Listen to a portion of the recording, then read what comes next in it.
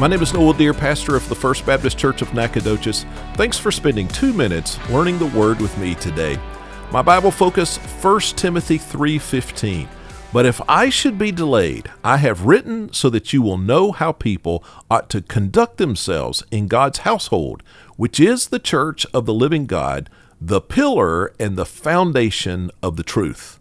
Now, this is an interesting verse because it teaches us the role and the responsibility of the church.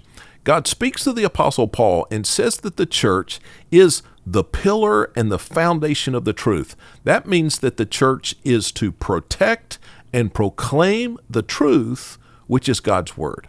So if we're to protect the truth, what do we protect the truth from? What is the enemy of the truth? Well, the enemy is compromise. There is constant pressure to compromise the truth. The world wants to water down the truth with its own preferences. That's the enemy. So if that's the enemy, how do we protect the truth from that enemy? Well, first of all, we must know the truth. Compromise grows in the soil of ignorance.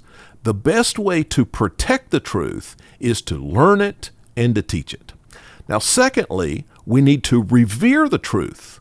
We must understand that the moment the truth is compromised, it is no longer the truth. Something that is mostly true is not true. It is false. So we must have such reverence for God's truth that we will tolerate no compromise and no dilution.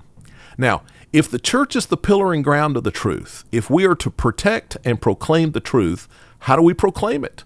Well, first, we must speak clearly. Let there be no distractions to a church's commitment to proclaim the truth. Secondly, we must speak boldly. Let there be no fear and no compromise. And finally, we must speak continually. Let us never tire or neglect the proclamation of God's word in and through His church. May we grow in our faith as we learn God's word.